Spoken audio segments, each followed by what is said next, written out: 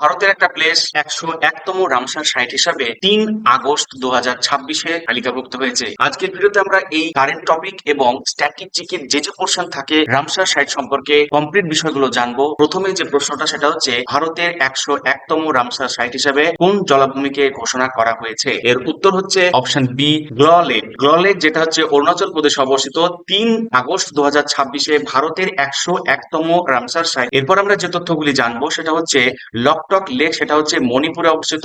এটা হচ্ছে মন্ট্রেক্স রেকর্ডে রয়েছে। পরবর্তী ইনফরমেশন হচ্ছে চিল্কা লেক, যেটা ভারতের প্রথম রামসার সাইট 1981 সালে নথিভুক্ত হয়। তারপরে হচ্ছে রেণুকা লেক, এটা হিমাচল প্রদেশে অবস্থিত, ক্ষুদ্রতম রামসার সাইট। পরবর্তী যে প্রশ্ন সেটা হচ্ছে ভারতের 101তম যে রামসার সাইট কোন রাজ্যে অবস্থিত? প্রশ্নটা এমন ভাবেও আসতে পারে, তো এর সঠিক উত্তর অবশ্যই অরুণাচল প্রদেশ। গ্ল লেক হলো অরুণাচল প্রদেশের প্রথম যেটা রামসার সাইট, এটাও ইম্পর্টেন্ট যে প্রথম রামসার সাইট। এরপর আমরা যে তথ্যগুলি জানবো সেটা হচ্ছে আসামে একাধিক ওয়েটল্যান্ড রয়েছে, তবে গ্ল লেক এটা আসামে নয়। সিকিম স্টেটে বর্তমানে কোনো রামসার সাইট নেই, এটা মনে রাখতে হবে। আর মণিপুরে হচ্ছে লকটক লেক এর জন্য পরিচিত। পরবর্তী যে প্রশ্ন সেটা হচ্ছে গ্ল লেক কোন টাইগার রিজার্ভের অন্তর্গত? চারটি অপশন, এর সঠিক উত্তরটা কি? এর সঠিক উত্তর হবে option B, Kamlang tiger reserve. গ্ল lake Kamlang tiger reserve and wildlife সেঞ্চুরির অন্তর্গত।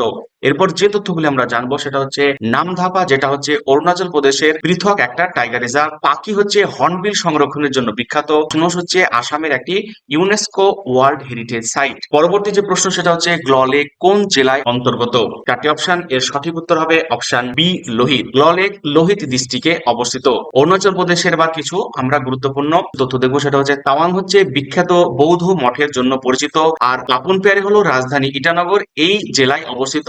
ভিডিওটা ভালো লাগলে অবশ্যই লাইক করুন এবং এক্সাম ওরিয়েন্টেড স্মার্ট ক্লাসের জন্য আমাদের চ্যানেলটা সাবস্ক্রাইব করুন। পরবর্তী যে প্রশ্ন সেটা হচ্ছে গ্ল লেক কি ধরনের জলাভূমি? চারটি অপশন, এর সঠিক উত্তর হবে বি, গ্ল লেক একটি ফ্রেশ ওয়াটার লেক যা স্থায়ী পার্বত্য স্রোত দ্বারা পুষ্ট। পরবর্তী যে প্রশ্ন সেটা হচ্ছে গ্ল লেকের ক্যাচমেন্ট এলাকায় কতটিরও বেশি উদ্ভিদ প্রজাতি নথিভুক্ত হয়েছে? চারটি অপশন, এর সঠিক উত্তর হবে অপশন বি, 150টি। তো গ্ল লেক অঞ্চলে 150টির বেশি প্লান্ট স্পিসিস নথিভুক্ত হয়েছে। পরবর্তী প্রশ্ন হচ্ছে গ্ল লেক অঞ্চলে কতটি অর্চিড স্পিসিস নথিভুক্ত হয়েছে? এর সঠিক উত্তর হবে অপশন বি, 49টি। তো গ্ল লেক অঞ্চলে 49টি স্পিসিস অফ অর্চিড রেকর্ড করা হয়েছে। পরবর্তী প্রশ্ন হচ্ছে from 26 Ramsar site in 2024 to 101 today, এই মন্তব্যটি কে করেছিলেন? চারটি অপশন, এর সঠিক উত্তর হবে অপশন বি, ভূপেন্দর যাদব। পরবর্তী যে প্রশ্ন সেটা হচ্ছে 2014 থেকে 2026 পর্যন্ত ভারতে মোট কতটি নতুন রামসার সাইট যুক্ত হয়েছে? এর সঠিক উত্তর হবে অপশন সি, 75টি। তো 2014 সালে ছিল 26টি, বর্তমানে 101টি, অর্থাৎ 75টি নতুন রামসার সাইট যুক্ত হয়েছে। পরবর্তী যে প্রশ্ন সেটা হচ্ছে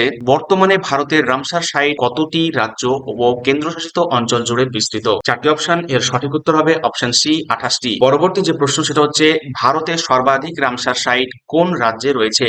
গুরুত্বপূর্ণ একটি প্রশ্ন, সেটা হচ্ছে এর সঠিক উত্তর অপশন বি, তামিলনাড়ু। তামিলনাড়ুতে বর্তমানে 20টি রামসার সাইট রয়েছে, যা ভারতের মধ্যে সর্বাধিক। এরপর আমরা যে তথ্যগুলি জানবো সেটা হচ্ছে উত্তরপ্রদেশের ক্ষেত্রে দ্বিতীয় স্থানে রয়েছে প্রায় 12 থেকে 13টি। পাঞ্জাবে আছে 6টি রামসার সাইট, উড়িষ্যাতে আছে 6টি রামসার সাইট। প্রশ্নটা এভাবে আসতে পারে যে রামসার সাইট সংখ্যায় ভারতের দ্বিতীয় স্থানে কোন রাজ্য রয়েছে? আগেই বললাম উত্তর হবে অপশন বি, উত্তরপ্রদেশ। উত্তরপ্রদেশ বর্তমানে রামসার সাইটের দ্বিতীয় স্থানে রয়েছে। বিহারে আছে 6টি রামসার সাইট। ওয়েস্ট বেঙ্গলে সুন্দরবন ওয়েটল্যান্ডের জন্য পরিচিত। গুজরাটে আছে একাধিক রামসার সাইট, তবে দ্বিতীয় নয়। পরবর্তী যে প্রশ্ন সেটা হচ্ছে নিচের কোন রাজ্যে বর্তমানে 6টি রামসার সাইট রয়েছে? চারটি অপশন, এর সঠিক উত্তর হবে উপরের সবগুলোই, যে পাঞ্জাব, উড়িষ্যা, বিহার, এই প্রতিটি রাজ্যে বর্তমানে 6টি রামসার সাইট রয়েছে। এবার উল্লেখযোগ্য যদি তথ্য আমরা দেখি, পাঞ্জাবের হ্যারিক ওয়েটল্যান্ড উল্লেখযোগ্য, আর হচ্ছে উড়িষ্যার চিল্কা লেক, আর বিহারের হচ্ছে কাবারতাল অন্যতম রামসার সাইট। এই তিনটাই কিন্তু খুব গুরুত্বপূর্ণ, পরীক্ষায় আসে। পরবর্তী যে প্রশ্ন সেটা হচ্ছে ভারতের বৃহত্তম রামসার সাইট কোনটি? চারটি অপশন, এর সঠিক উত্তর হবে অপশন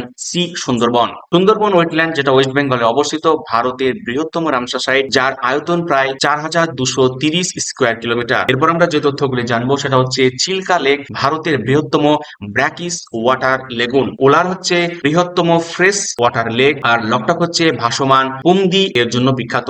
গুরুত্বপূর্ণ এই তিনটি ইনফরমেশন পরীক্ষার জন্য খুবই কিন্তু গুরুত্বপূর্ণ। পরবর্তী প্রশ্ন ভারতের অন্যতম ক্ষুদ্রতম রামসার সাইট কোনটি? চারটি অপশন, এর সঠিক উত্তর হবে অপশন সি, উভয়। তো রেণুকা লেক এবং ভেম্বানুর ওয়েটল্যান্ড কমপ্লেক্স উভয় কিন্তু আয়তন 1 স্কোয়ার কিলোমিটারের কম। এরপর আমরা যে তথ্যগুলি জানবো সেটা হচ্ছে রেণুকা লেক কোথায় অবস্থিত? সেটা হচ্ছে হিমাচল প্রদেশে অবস্থিত। আর ভেম্বানুর থাঞ্জাভুর ওয়েটল্যান্ড যে কমপ্লেক্স সেটা হচ্ছে তামিলনাড়ুতে অবস্থিত। পরবর্তী যে প্রশ্ন সেটা হচ্ছে ভারতের প্রথম রামসার সাইট হিসেবে কোন দুটি জলাভূমি 1981 সালে মনোনীত হয়? সঠিক উত্তর হবে অপশন এ চিল্কা লেক এবং কেওলাডিও ঘানা ন্যাশনাল পার্ক। 1981 সালে ভারতে প্রথম রামসার সাইট হিসাবে এই দুটি জলাভূমি স্বীকৃতি পায়। এরপর আমরা যে তথ্যগুলি জানবো সেটা হচ্ছে উলার লেক ও লকটক পরে হচ্ছে রামসার সাইটে যুক্ত হয়েছে। হ্যারিক ও ডিপা এটা হচ্ছে প্রথম নয়, আর সম্বর ও ভোজ এটা হচ্ছে প্রথম তালিকায় ছিল না। আজকের এই ভিডিওটা ইনফরমেটিভ মনে হলে অবশ্যই ভিডিওটাকে লাইক এবং শেয়ার করো, এবং চ্যানেল প্রথমবার আসলে অবশ্যই চ্যানেলটা সাবস্ক্রাইব করো পরবর্তী লেটেস্ট আপডেট এবং স্মার্ট ক্লাসের জন্য। পরবর্তী যে প্রশ্ন সেটা হচ্ছে নিচের কোন রাজ্যে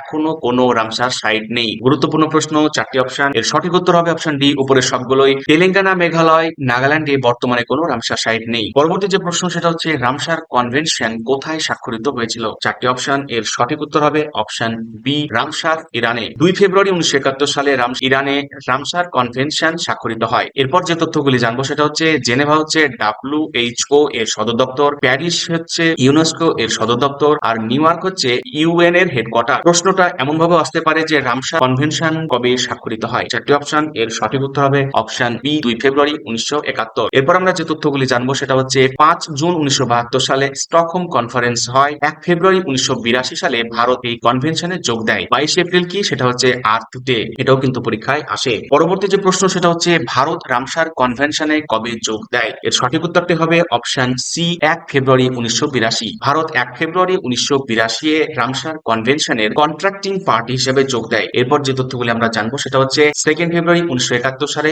এই কনভেনশনটা স্বাক্ষর তারিখ। 5 June 1972 a world environment conference যেটা স্টকহোমে হয়েছিল। ক্লাসটা ভালো লাগলে অবশ্যই লাইক করুন, আর কোনো মন্তব্য থাকলে কমেন্টে জানান। আপনার যদি মনে হয় এই ভিডিও কারো প্রয়োজন লাগবে তাকে নির্দ্বিধায় শেয়ার করতে পারেন।